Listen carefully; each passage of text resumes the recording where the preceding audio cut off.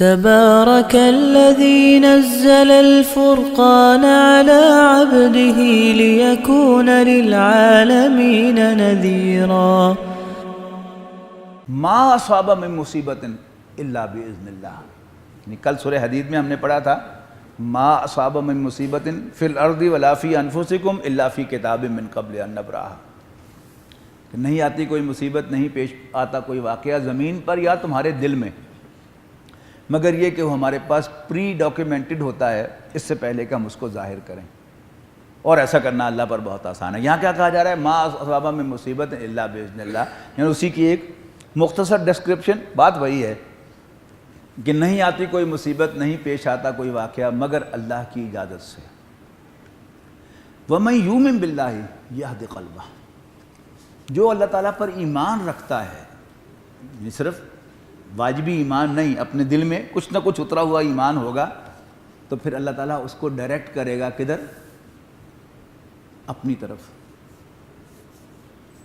وہ ایک مشہور ہے نا پرانا لطیفہ کہ جب ہندو مسلمان سکھ اکٹھے رہتے تھے تو کہا جاتا تھا کہ ہندو وقت سے پہلے سوچتا تھا، مسلمان عین وقت پر جب سر پہ پڑتی تھی پھر سوچتا تھا، اور سکھ بعد میں سوچتا تھا کہ اوہو ایسا کرنا چاہیے تھا.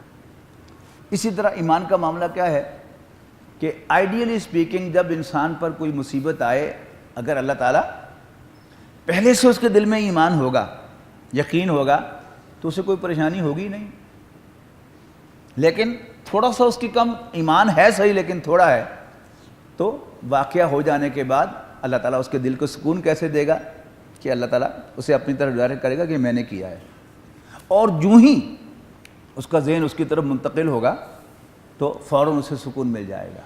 تو وَمَن يُؤْمِن بِاللَّهِ، جو اللہ تعالیٰ پر ایمان رکھتا ہے، يَهْدِ قَلْبَهُ، اللہ تعالیٰ اس کے دل کو ڈائریکٹ کرتا ہے، منتقل کرتا ہے کہ اِنَّا لِلَّهِ وَإِنَّا إِلَيْهِ راجعون، کہ یہ جو مجھے ملا تھا، جو مجھ سے گیا ہے، مجھ سے فوت ہوا ہے، میرا عزیز یا میرا مال بھی تو جب چلا جاتا ہے فوت ہی ہوتا ہے نا. کل جو ہم نے پڑھا تھا لِكَيْ لَا تَأْسَوْا عَلَىٰ مَا فَاتَكُمْ، تاکہ جو چیز تم سے فوت ہو جائے، تم سے چلی جائے، تمہارے ہاتھ سے نکل جائے تو اس پر تم مایوس نہ ہو جایا کرو. وَلَا تَفْرَحُوا بِمَا آتَاكُمْ، اور جو اللہ تعالیٰ تمہیں عطا کرے اس پر اطرایا نہ کرو. تو اب یہاں کیا کہا جا رہا ہے؟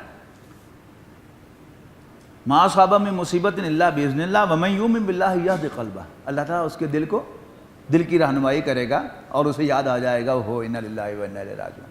اور جو ہی انسان یہ پڑھے گا، صرف واجبی نہ پڑھے، یعنی کم سے کم شعور کے ساتھ تو پڑھے نا کہ بھائی یہاں ہم اللہ تعالیٰ ہی کے پاس سے آئے تھے اور اللہ تعالیٰ ہی کے پاس ہمیں جانا ہے. مجھے جو بیٹا تھا میرا وہ اللہ تعالیٰ ہی نے مجھے دیا تھا اور اسی نے بلا لیا. اب کتنا فرق پڑ گیا. جب تک میں سمجھ رہا تھا کہ یہ کوئی ایکسیڈنٹ ہوا ہے تو میں حساب ہی لگاتا رہ جاؤں گا، کاش کہ آج وہ بیماری ہو گیا ہوتا، کاش میں نے اس کو موٹر سائیکل ہی نہ لے کے دی ہوتی، کاش کہ وہ آج سویا ہی رہ گیا ہوتا، کالج جاتا ہی نہ. یہ سب کیا ہیں جو نارملی انسان کبھی پسند نہیں کرتا، لیکن اب وہ کاش کاش کر کے وہ روتا رہے گا اور افسوس کرتا رہے گا. لیکن جو ہی اس کو کلک ہوگا کہ اللہ تعالیٰ نے اس کی زندگی اتنی ہی رکھی تھی اور اس کا مرنا یہیں پر لکھا تھا، اسی مومنٹ لکھا تھا، اس سے نہ گھڑی پر آگے نہ گھڑی پر پیچھے یہ ایونٹ ہو سکتا تھا، تو پھر کیا ہے اس کو ایک سکون ملے گا.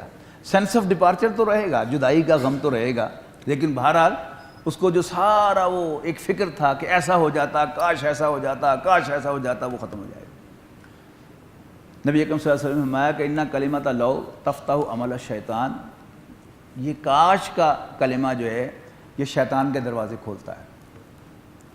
جب تک کوئی ایونٹ ہوا نہیں تو ہمیں اللہ تعالیٰ کی منشا پتہ نہیں چلی، لیکن جب ایک واقعہ ہو گیا تو اٹ ایویڈنٹ نہ ہو کہ اللہ تعالیٰ کو ایسے ہی منظور تھا. تو بندہ مومن جتنا ایمان اس کے دل میں گہرا ہوگا اتنی جلدی اس کو یہ بات کلک ہوگی کہ انا للہ و انا الیہ راجعون، اللہ تعالیٰ نے کیا ہے، ہم اسی کے ہیں، اسی کی طرف جانے والے ہیں. واللہ بکل شیء علیم، اور اللہ تعالیٰ ہر چیز کا جاننے والا ہے. وَأَطِیعُوا اللَّهَ وَأَطِیعُوا الرَّسُولَ،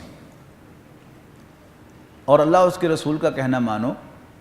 فَإِن تَوَلَّیْتُمْ، اگر تم نے منہ میرا موڑا، فَإِنَّمَا عَلَىٰ رَسُولِنَا الْبَلَاغُ الْمُبِینُ، تو ہمارے رسول کے ذمے تو وضاحت کے ساتھ پہنچانا ہے صرف. اب یہ دو زندگی کے آسپیکٹس ہیں ایک انسان کی زندگی کے دو اینڈز ہیں، ایک اس کا ریسیونگ اینڈ ہے اور ایک اس کا ڈسپرسنگ اینڈ ہے۔ ریسیونگ اینڈ پر اللہ تعالیٰ پر بھروسہ ہونا چاہیے کہ جو کچھ ہو رہا ہے، مجھے جو کچھ ملے گا وہ اللہ تعالیٰ کے پرمیشن سے ملے گا۔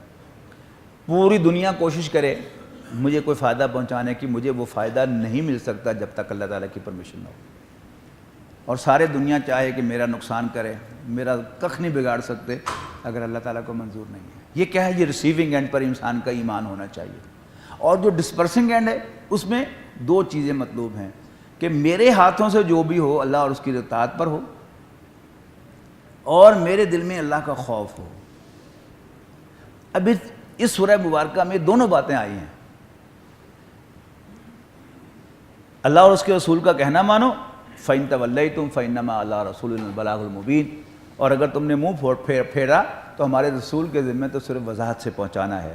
پھر اس پہلی بات کی طرف، توکل کی طرف، اللہ لا الہ الا ہو، اللہ تعالیٰ ہی وہ ہستی ہے کہ جس کے سوا کوئی معبود نہیں ہے۔ وَعَلَى اللَّهِ فَلْيَتَوَكَّلِ الْمُؤْمِنُونَ، اور مومنوں کو تو اللہ تعالیٰ ہی پر بھروسہ کرنا چاہیے۔ یہ دونوں چیزیں اگلی صورت میں تقوی اور توکل کے حوالے سے آئیں گی، میں آپ کو نوٹ کرواؤں گا انشاءاللہ۔ یا ایھا الذین آمنوا، اے ایمان والو، ان من ازواجکم و اولادکم عدوا لکم۔ محترم ڈاکٹر سار احمد صاحب رحمہ اللہ وہ اس صورت کو ایمان کے ثمرات سے تعبیر کیا کرتے تھے کہ پہلے رکوع میں پہلی 7 آیات کے اندر ایمان کی ڈسکرپشن آئی، 8ویں آیت میں ایمان کی دعوت آئی، اور اس کے بعد پھر پہلے ایمان کے اخروی ثمرات کہ اگر دل میں ایمان ہوگا تو کیا ہوگا؟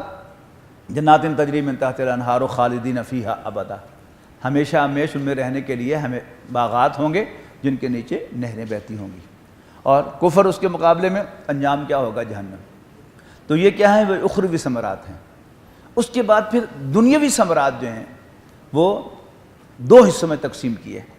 پہلے تو ان 3 آیات میں کہ ریسیونگ اینڈ پر توکل، اللہ تعالیٰ پر بھروسہ کہ مجھے وہی ملے گا جو اللہ نے میرے لیے لکھا ہے، اور ڈسپرسنگ اینڈ پر وہ کیونکہ میں اس کو انیشیٹ کرنے والا ہوں گا تو میری ذمہ داری کیا ہے کہ میں اللہ سے ڈرتا رہوں اور اللہ اور اس کے رسول کا کہنا مانتا رہوں۔ تو یہ کیا ہے؟ پورے بندے مومن کی تصویر آ گئی۔ یہ اس کے دنیاوی ثمرات کا پہلا حصہ ہے۔ اس کے بعد کیا ہے کہ جب ایک بندہ یہ مومن جو ہے وہ بڑا ریئلسٹک ہوگا، یعنی عام طور پر جب ایمان سطحی ہوتا ہے تو اس میں بڑا ریئیکشن ہوتا ہے، اور وہ ہر شخص کے اوپر جو ہے برسرا ہوتا ہے کہ جو کبھی بے نمازیوں پر برسرا ہوگا اور کبھی جو ہے گناہگاروں سے نفرت کا اظہار کر رہا ہوگا۔ یہ کیا ہے؟ یہ سطحی ایمان ہے۔ لیکن جب ذرا ایمان اندر چلا جائے گا تو اس کے ثمرات جو ظاہر ہوں گے، اس کے لیے بڑا خوبصورت مقام ہے یہ قرآن مجید کا۔ یا ایھا الذین آمنوا، اے ایمان والو، ان من ازواجکم و اولادکم عدوا لکم فاحذروہم، اے ایمان والو تمہاری بیویوں اور تمہاری اولاد میں سے کچھ تمہارے دشمن ہیں، فاحذروہم، ان سے ہوشیار رہو۔ اچھا، اب یہاں پر میں نے عرض تو کیا نا کہ وہ برسے گا یعنی بدکاروں پر اور اللہ تعالیٰ کے نافرمانوں پر، لیکن وہ اپنے گریبان میں نہیں جھانکے گا۔ لیکن ایک جو میچور آدمی ہے جس کے اندر ایمان جو ہے وہ واقعتاً دل میں جا کر اپنی جگہ بنا لے گا تو پھر اس میں ایک میچورٹی آئے گی، اور وہ بڑی ریئلسٹک ڈیلنگ کرے گا۔ ہر انسان کے ساتھ اس کی ڈیلنگ جو ہے اس کی مطابق ہوگی۔ جو دیندار شخص ہے، سمجھدار آدمی ہے، اسے اور لیول پر بات کرے گا، جو ذرا کم سمجھ رکھتا ہے اس کے ساتھ اس کی ڈیلنگ کچھ اور ہوگی۔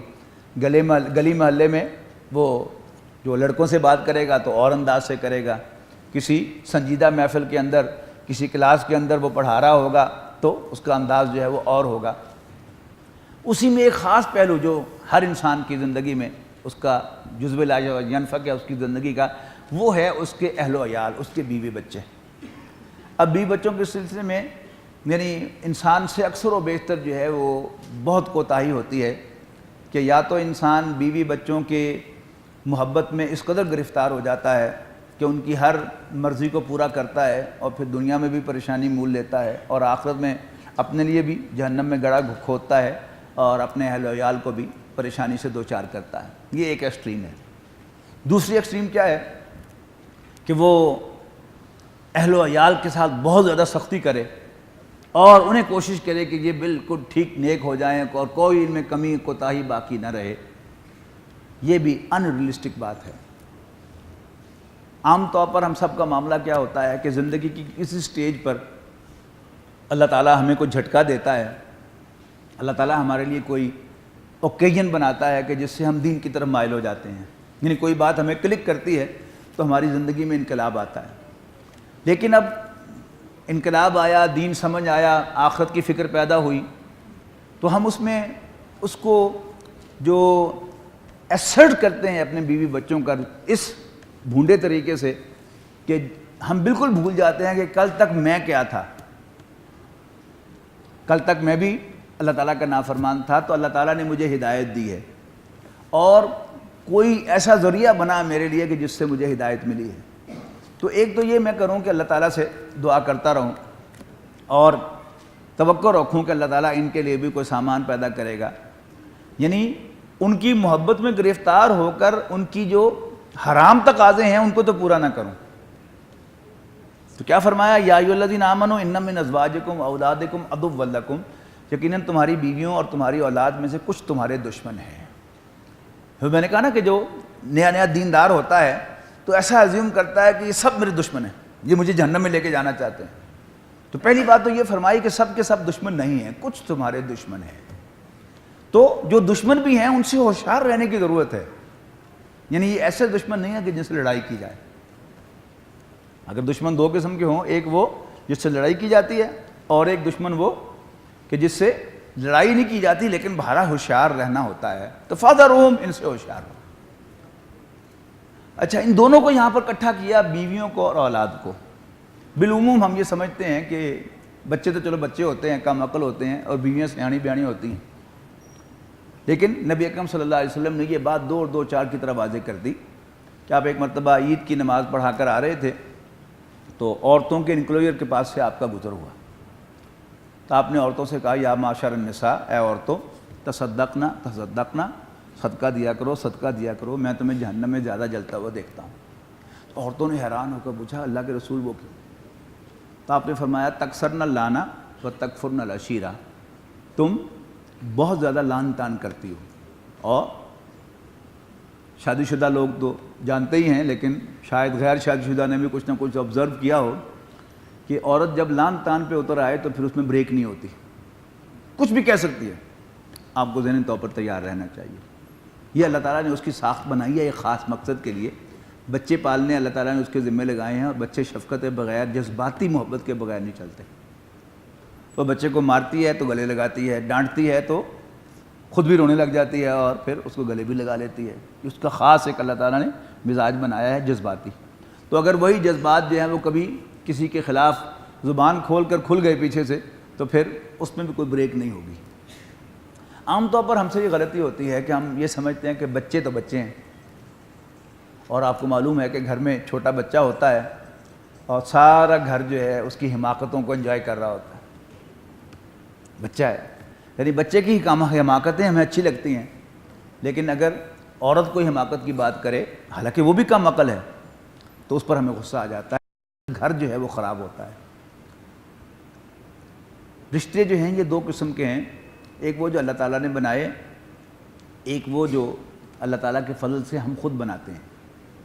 باپ بیٹے کا رشتہ اللہ تعالیٰ نے بنایا ہے، باپ بیٹے سے ناراض ہو جائے، اس کو کہہ دے کہ دفع ہو جاؤ میرے گھر سے، میری قبر پر بھی نہ آنا، میری چارپائی کو بھی ہاتھ نہ لگانا، اخبار میں اشتہار بھی دے دے کہ میں نے اس کو جملہ منقولہ اور غیر منقولہ جائیداد سے آگ کر دیا، پھر بھی اس کو بیٹا رہتا ہے، اس لیے کہ یہ رشتہ اللہ تعالیٰ نے بنایا تھا۔ لیکن بیوی کیسے بنتی ہے آپ کی؟ جب آپ دو گواہوں کی موجودگی میں کہتے ہیں کہ میں فلاں بنت فلاں کو میں نے اپنی بیوی کے طور پر قبول کیا، تو وہ آپ کی بیوی بنتی ہے۔ اسی زبان سے اگر آپ اس کو کہہ دیں کہ میں نے اس کو طلاق دی تو رشتہ ٹوٹ جائے گا۔ عام طور پر، خاص طور پر آج کل جو ہے ہمارے نوجوان جو ہیں وہ اس بات کو نہیں سمجھتے، اور اسی لیے ہمارا ڈیورس ریٹ جو ہے وہ بہت زیادہ بڑھ گیا ہے۔ اس میں بہت سے فیکٹرز ہیں کہ کوئی تعلق تو ابھی قائم ہوا نہیں ہوتا، نکاح ہوا ہوتا ہے اور چیٹنگ جو ہے وہ شروع ہو جاتی ہے، اور واٹس ایپ بھی چل رہا ہوتا ہے اور فیس بک بھی چل رہی ہوتی ہے، سب کچھ اسی میں لڑائی ہو جاتی ہے ان میں، اور لڑائی میں جب غصہ آتا ہے صاحب کو تو وہ کہتا ہے طلاق دی میں نے تمہیں، غصہ نہیں آنا چاہیے انسان کو.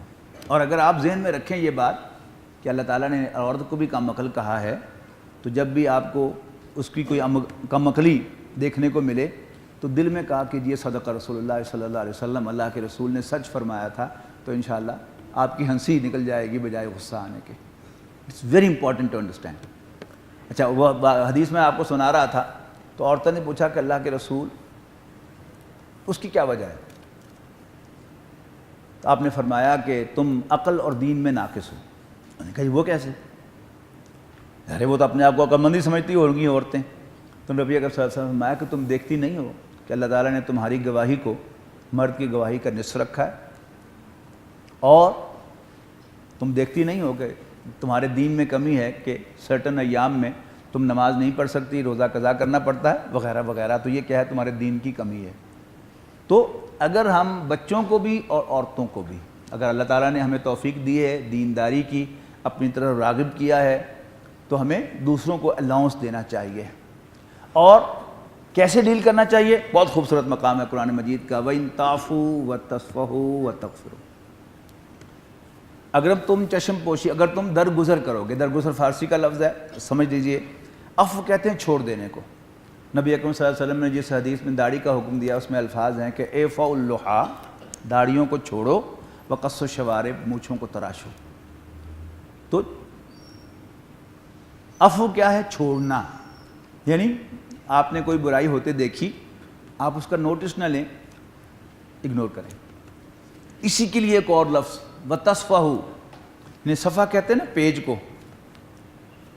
دیکھیے یہ ایک ورک ہے، اس کا ایک یہ پیج ہے، اس کا ایک یہ صفحہ ہے. یہ اس کو نہیں دیکھ سکتا، یہ اس کو نہیں دیکھ سکتا. تو صفحہ کیا ہے؟ چشم پوشی کرنا. انگریزی محاورے میں ٹو ٹرن اے بلائنڈ آئی. ایک ہی مفہوم کی دوسری بات. پھر تیسری بات وَتَغْفِرُوا، اگر تم ڈھانپ دو گے یعنی ٹو فورگیو، تو اللہ تعالیٰ بھی بخشنے والا مہربان ہے. جیسے تم اپنے رب سے دعا کرتے ہو کہ اللہ میں بڑا گناہ گار ہوں، ربنا ظلمنا انفسنا ربی انی ظلمت نفسی ظلما کثیرا لا یغفر الذنوب الا انت فاغفر لی مغفرۃ من عندک وارحمنی انک انت ارحم الراحمین.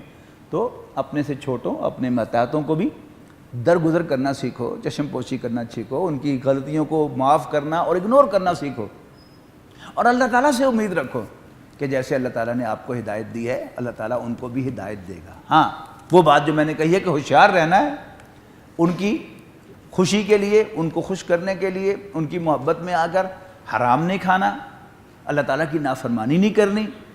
اللہ تعالیٰ سے امید رکھنی ہے کہ اللہ تعالیٰ انہیں ہدایت دے گا، اور اللہ تعالیٰ ان کی کمیوں اور کوتاہیوں کو، یعنی ایسا نہیں ہونا چاہیے کہ آپ اپنے لیے مغفرت کی دعائیں مانگ رہے ہوں اور تمام مسلمانوں کے لیے مغفرت کی دعائیں مانگ رہے ہوں، تو ساتھ ہی اپنے بیوی بچوں کے لیے بھی کہ یا اللہ میری بیوی کی فلاں غلطی کو معاف کر دے، میرے بچے کی فلاں غلطی کو معاف کر دے. تو ایسا کہنے میں کوئی حرج ہے؟